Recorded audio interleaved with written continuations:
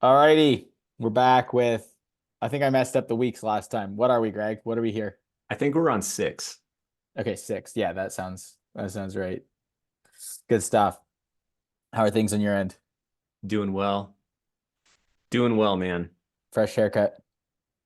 Thank you. Yes. Yes, I did do that. It was out of Solid. control last week. Well, I didn't tell you this before, but I'm gonna kick this off with some bad news. Um, Break your heart, and we'll go from there. But I'm not going to be at CapCon this year, Oh, which is really too bad. And I was talking to Ryan because I think I broke his heart too. It's really like it's a so my family is doing this trip to Italy, hmm. and we've been talking about it for years. And I'm one of eight siblings, so there's a lot of us to get to wrangle together in one spot, let alone like at a for a holiday. Yeah. So it was the trip of trips, and I was like, awesome, great. And in my head, I'm like, yeah, CapCon is the end of April. And then yeah, the dates came and I was like, that is the same week. And so I was literally looking at like flights. I was like, can I get there for a day? And then it's like, oh, it's just insane. The only way was a private jet to make one way, and I'm not there yet. So Not yet, dude. so that is a shame because Capcom was a big part of actually building this brand and just connections I made there. So I know some people watching this will know what that is, but you should go. I was in credit card debt. I think when I went last time, and I mean it was one of those things that I invested in. It maybe on paper didn't look like it was worthwhile, but amazing event, and it got some little nuggets there that honestly set things in motion that are helping me build this brand. So highly recommend. Awesome. Well, that is, you'll be missed for sure. But that means that next year you can come and pick up your $1 million trophy off the stage. So Yeah, I told Ryan I can't I can't come this year, but I'm going to come speak next year. So yes, absolutely. that's the plan. Got no doubt. Well, hey, you know what though? Like a once in a lifetime trip to Italy. Um, we forgive you, Ben. I'll be I'll be there in spirit, but no, it should be good. Right on. Sweet. Well, with that taken care of, we will we'll rock and roll. So, on the note of scaling and brand building, this week I want to just share something that uh, a bit of an epiphany slash realization that I had that is helping me in the stage that I'm in, which is trying to build on momentum and keep scaling. I mean, uh, we've talked about starting out, we've talked about some of the hurdles that you cross, but once you do get things going, there can be so many moving pieces to a business, to content, all the things we've talked about that it can be hard to know kind of what to focus on, can be distracted. So I was a little all over the place and I was looking at other channels. I'm exploring advertising on Twitter and what's my TikTok strategy and affiliates and everything. And that was all very exciting. But then I I picked up this. I was overwhelmed, to be honest. I mean, I'm usually overwhelmed, but I was especially overwhelmed. And I picked up this book just because I'm a fan of his content and his work, which is Chris Orzakowski. He's a great copywriter. He's emails, another one of his big things, and I'm sure you're familiar with his stuff. But I've been following him on Twitter. He published a book, and I was like, I want to support him. It's probably good, and it's on building a brand. It's called The Moat, and it's on building what he calls like a legacy brand or something like that. But I was traveling and I was like, I'm just gonna read this. I'm always looking to whatever, read the next thing on the list. But I wasn't really expecting right off the bat, once he kind of sets the stage, he talks about keeping things simple and how it's funny, you've shared this same meme, but there's this bell curve meme, and I think you actually brought it up in another episode. There's like the dumb person on the one end, and then there's like the gosh, I'm gonna mess it up now. Like the normie in the middle, and then there's like the monk, like Jedi on the other end, and it's like this. They're doing the same things, like the dumber person and like the master are like doing the same things. Then like everyone else is doing like in the middle. And he was saying how people start out, they have to keep things simple to get going. They have to, execute, and that's how you start getting results. And then he was saying how founders turn into this thinking they're smarter than they are. They open up all the strategies. Maybe that's bringing in agencies. And what got them up that curve, they stopped doing that. And then they start riding down that curve. So uh, that kind of hit me over the head because I have been able to, there have been a couple things that we'll talk about that really drove my brand forward and helped me to scale. And uh, not that I'd stopped doing those, but I'd lost focus on those. And that was starting to cause like some congestion and some problems. And so he what he talks about in the book is how, you really only need, one channel. Actually, there's a tweet he shared, and some founder says, you only need one channel and one product. He said, you don't even need email. He said, one channel, one product, get that working, a good product, and then take that takes you to 10 million, whatever. Now, obviously, there's, I would add email in there, and he recommends that as well. But the point being, uh, these distractions come and they'll get you off the track. So for me, Facebook ads, once I built that organic audience, once I got my first few reviews, got a few hundred followers, knew the product was good, getting Facebook ads going really turned up the whole, it allowed me to increase sales and to start getting to that $1 million run rate. And following up with email was, the other piece of that. But fast forward, I got a little bit lazy with testing new ads, with coming up with new creatives, with even looking at the funnel and seeing, okay, what's working here, what's not working. And this is the dumbest thing is that I call myself an email marketer, but I was emailing like my list like once every 10 days or once every 8 days, kind of thinking like, well, it's just not that big of a priority right now. And it's totally wrong. So I've decided to change both of those things, and it is already bearing fruit. I am stripping away some of the distractions and some of the focuses, and I am going to focus on Facebook ads and email to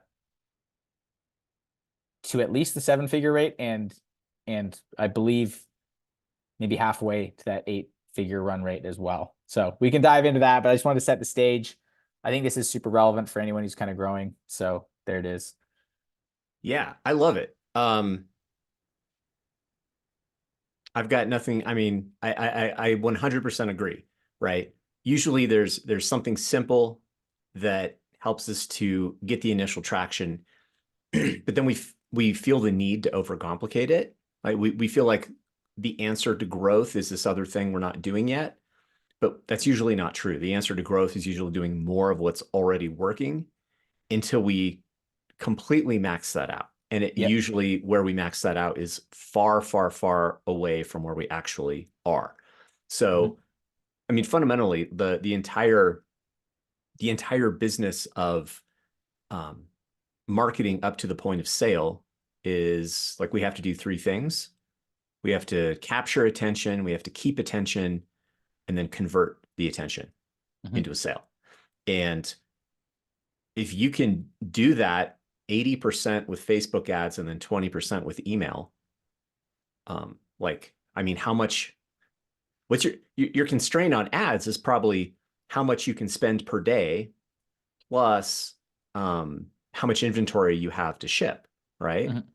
Right. Like if you're profitably spending $1,000 a day and then having trouble keeping up with fulfillment, like the answer is not to launch a parallel Etsy store or something like that, or like get on Walmart.com. Like the two constraints are we need some more cash to dump into acquisition, and we need to like produce and ship inventory faster, right? And that should be the absolute Those are the things that we focus on adding and improving, right? And then, if you're spending $10,000 a day and it's not profitable, then you're like, okay, now what's next? Like, now what's the next profitable acquisition channel that we haven't hit yet?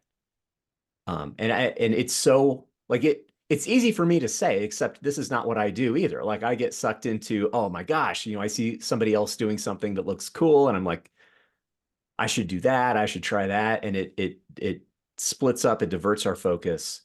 Um, and I have a deeper appreciation for the word focus. I think we mentioned Dan Coe last Mhm. week or the week before, but I'm finally listening to his audiobook, and it's all about this idea of like where we place our attention determines our future, really. Um, and Yep.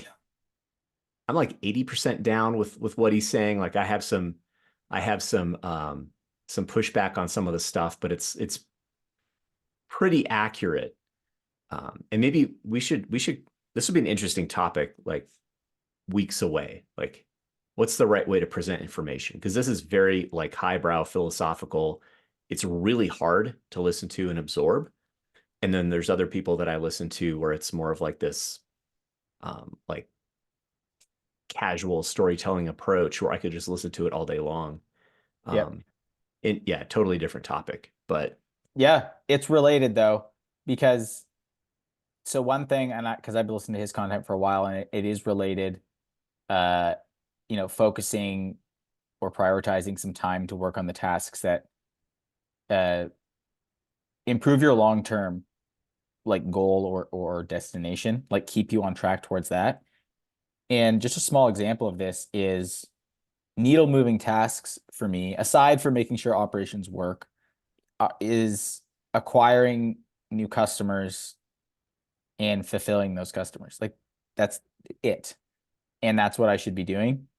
And what goes into that is often writing new ads or new landing, new copy, emails, improving the funnel. Can we raise our average order value a few dollars to help cover shipping, these things? And so I do it here and there. I'm jumping in and out from day to day. What's the schedule like? The other morning I had to go out of town to pick up some supplies and I stayed at this hotel. And in the morning, I got up and there's the desk right there. Like I got a coffee and I just opened up my laptop and I felt like I don't know if you've ever had this where you're like, this is like so good. I almost like want to go find a distraction because like it was like I wanted to do the work. I had stuff to do, some ideas for ads, and just got into Canva and writing some copy. And I was like, gosh, this should be every morning, or not every morning, but this should be 5 days a week or 3 days a week of like 2 hours. These are the tasks that move the business forward. Um, and yet how like so many times I'm like, yeah, but there's just that one customer who needs to get responded to, or there's just checking in with like our manufacturing team or like someone who's doing customer service, like, and those just turn into a million things. Like everybody knows that, but yeah. it's just a weird realization when sometimes you're like, wow, if I can control my focus, if I can focus on those things, like Mhm. it's that 80-20 rule. So Yeah. this is like so obvious probably. So I don't know if anyone's listening, they're like, obviously, yeah, but I don't know. It's I have to keep relearning this lesson. And I don't know what the answer is, right? You're going to probably get different answers from different people, because this is something I've struggled with, like keeping myself on task. When you become a business owner, um, if you're coming into business ownership from like the job world, it's a big transition to realize that there's nobody looking over your shoulder to make sure stuff gets done. It's up to you to make sure stuff gets done. And that that ownership, that responsibility is not all like it sounds so stupid, but it's not obvious all the time. Like it It's I've almost less obvious yeah, because you're just like, yeah, there's no one directly, you know, telling you what to do. exactly. So what I've arrived at that works for me right now is it's like if you've got fitness goals and you've got this strict diet, sometimes you're allowed a cheat day, right? Mhm. right? You have to do this for 6 days a week. And then on the seventh day, you can like do whatever. And the damage you do is offset by the good that you do over the other 6 days, right? But that cheat day is also part of the mechanism that helps you get through the 6 days because they're difficult. So I think we might have mentioned this before, but one of the things that I do is I kind of stole this idea from Google. So I don't know if they still do this, but they used to tell their employees, you work for us for 90% of the week, and then you get 10% of your time to just do like special project. And a lot of Google's most popular products actually arose out of those one-off things that people just thought would be cool to work on. And I mean, it turned into stuff like Gmail, right? It's like a core product of the brand, and that was just somebody's creative time. So I kind of try to do that for myself as well. Like I know what I need to get done, but then I'll allow myself a little bit of time each week to kind of like screw around and pursue other interests and whatever. I I spent 30 minutes yesterday doing something absolutely worthless because I thought it would be funny. And I'll have to tell you the specifics later. This literally just popped into my head because this is perfect. I'll put a we'll put a link to it in this video.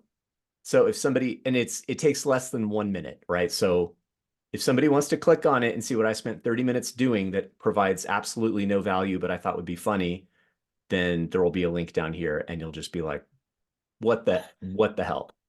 Why would you, whatever. Yep. Awesome.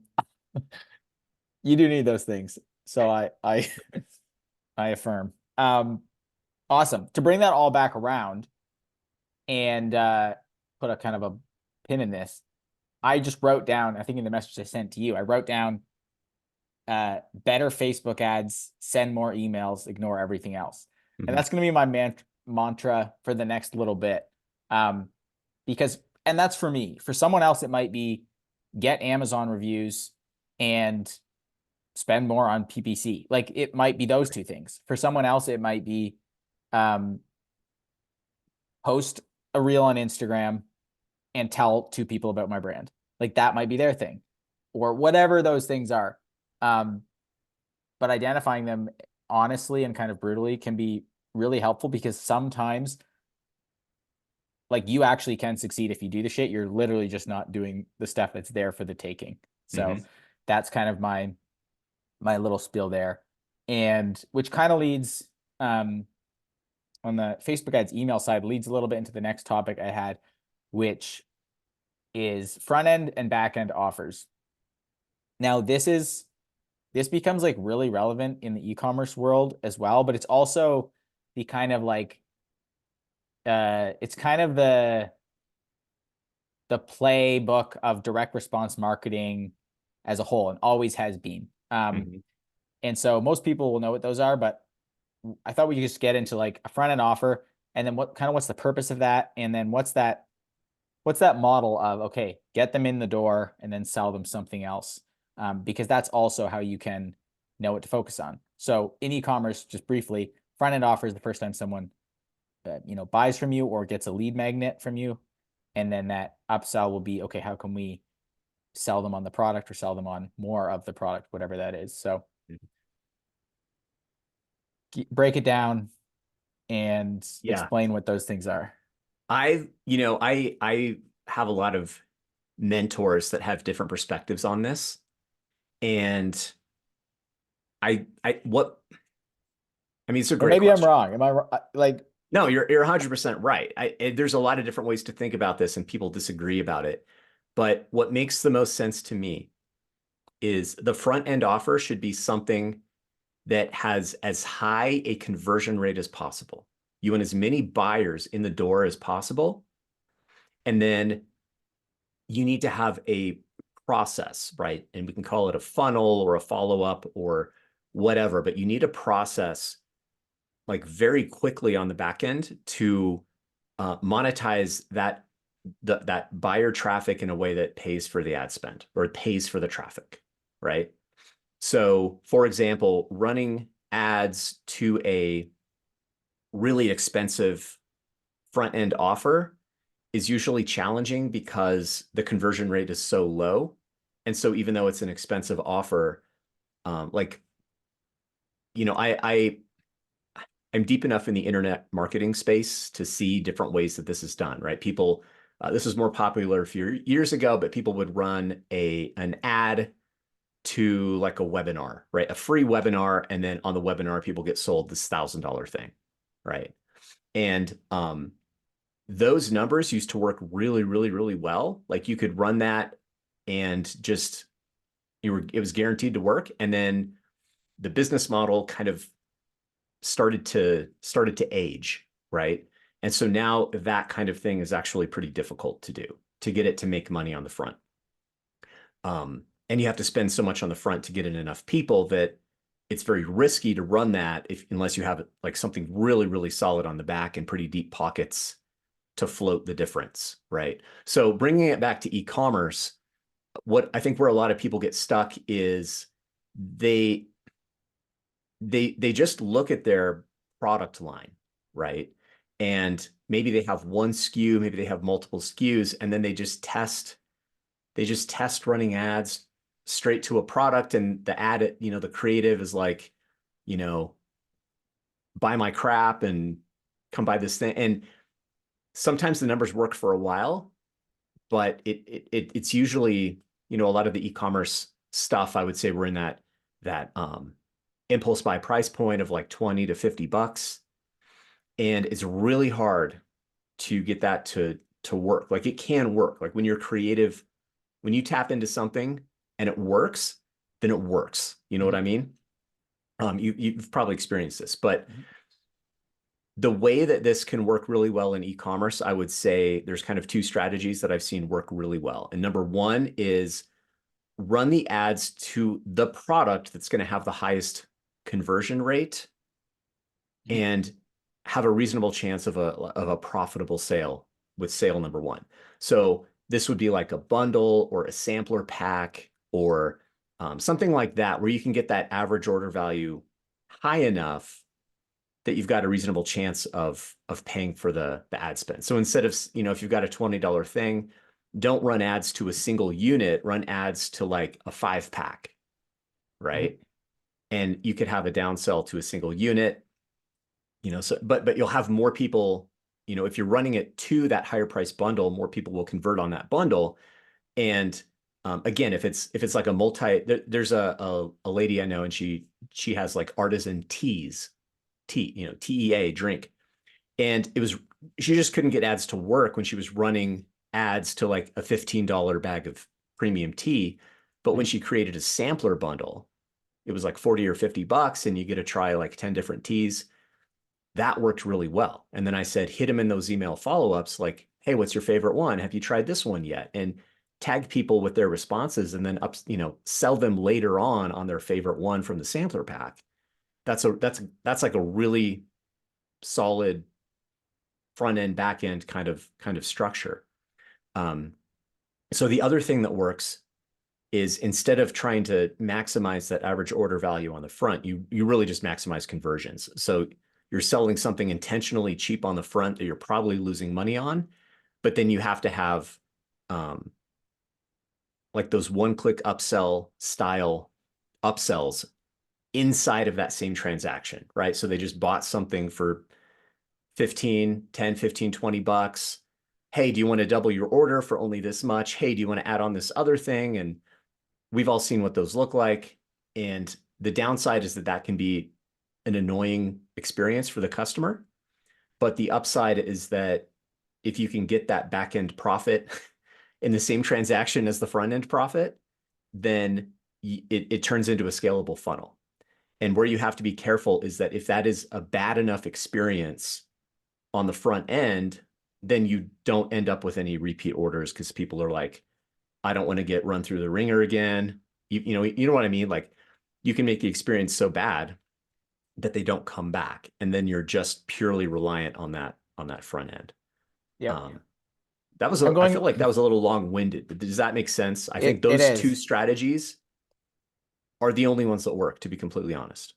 Yeah, I agree. And it's something like I'm going through right now where Like I just slightly increased my prices because when someone was buying a single order, like I was, to your point, it was getting them in the door, but I was losing money. So I'm like testing some stuff out with this where, okay, can I raise the prices slightly, raise my AOV, even if my conversion rate goes down slightly? Is that worthwhile? We'll Mhm. see. Um, I'm experimenting with Reconvert, which is an upsell one right now. It's a Shopify app, and that's what I'm a little bit worried about is that customer experience is the what is it? Is the juice worth the squeeze? Something like that.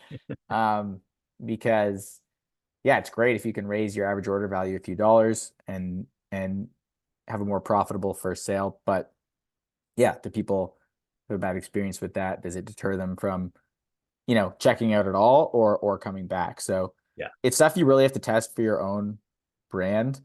But there does tend to be a few things that kind of, to your point, just a couple combinations that end up working.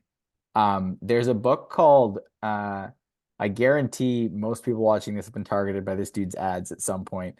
There's a book called Sell Like Crazy by an Australian dude called Sabri Subi, who will seem very I just like the scam bells have always gone off in my head whenever I got this guy's ads. But you know what they say, if someone is running an ad for a long period of time, it's typically working. And Mhm. if something's typically working for a long period of time, it's typically legitimate because it it'll come back to bite you if you're running something that's not legitimate. Anyways, long story short, I finally bought this guy's book, and it's really great. It's really great information. It talks specifically about, okay, what does it look like to create offers that you can get people in the door with and then upsell them? And it's pretty applicable to e-commerce. So I've been thinking about that for my funnel. Okay, how do we right from the ad, when you're showing someone the ad right to the point of them checking out and then even coming back for that next purchase, what does that whole like funnel look like? And this is something that anyone who's growing a brand will have to, even if it sounds like, oh, that's not relevant right now, like I just be lucky to get a few sales. Great. But when it comes to growing, these are just things that you have to figure out. Yeah. I'll throw one more thing out there. Just because you're selling a physical product doesn't mean that digital products can't be a part of your product line and your brand, right? Mm. So now this has to be done well. Don't throw together a sloppy ebook with Chat GPT and think that that's worth anything. It legitimately has to be good.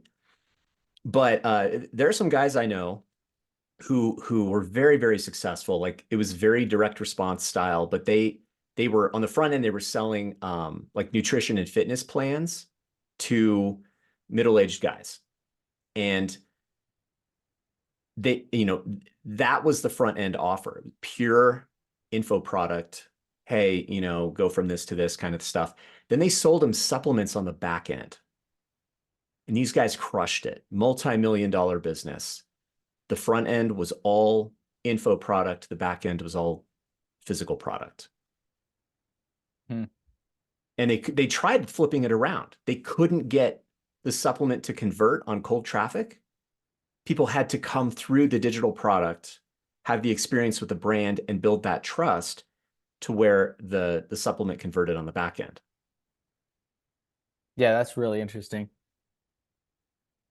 because you can get creative with it. And especially if you're in a mix of businesses or you're starting an e-commerce business, like maybe you do have the potential to layer some of these things together to play with that Mhm. like funnel. Um, it's funny too, man, because like yeah, you get a big enough email list and you start being like, gosh, what else could I sell these people? And Yeah. whichever way you kind of set that up, yeah, there's going to be those first offers, what gets someone in the door, and then there's going to be, okay, why are they going to stick around and why are they going to buy again? Mhm. So yeah, that's kind of the lay of the land. Yeah, it'll be different for individual people, but it's fun to play around with this stuff, and then it's really worthwhile as you're looking at if you want to pay for ads. Because the other thing with that is like, yeah, it helps you pay for the ads, right? Like that becomes part of the game is how can I afford to advertise? Um, and to grow. Awesome. Well, like the last one I had is almost like maybe it's even too big for this. So maybe we'll save it for next week. Let's Um, tease it so people have to tune back in. yeah, okay, that sounds good. So this is a question that comes up a lot. There are different approaches when it comes to brand building. Um, let's just say there is the drop shipping world, and then there is uh the what would we call the I don't want to say it's branding versus drop shipping because there's overlap, but there is maybe customer first building. I don't know. The model that Ryan talks about a lot, which is person first, Mhm. as opposed to product first. Maybe we'll phrase it that way. Person Mhm. or product. Um, what is better to focus on at the start? And it just gets interesting because both can work. Yep. But yeah, we'll save that one. We'll save that one for next time. I like it. I Yeah, have it Go ahead. Go People have ahead. strong opinions on it. Yeah. And then I do have like a shorter just one that came to mind because I've been back into this ads world, just you know, hands on. Most people probably know this, but if you don't use Canva, like Canva is amazing just for making ads. Like if you're kind of thinking, oh, I don't know how to start doing that, like you go into Canva and I think the premium one allows you to do everything. It's like $9 or something, but you can make some pretty dope ads in there. Super easy. You just select the size and um, upload them into Facebook. So shout out to Canva if you're trying to make ads or figure this stuff out. It's a great tool. Yep. I agree. Awesome. Well, that's all I got then for this time. We'll wrap it up. Thanks for thanks for coming out, and we'll see you guys next week.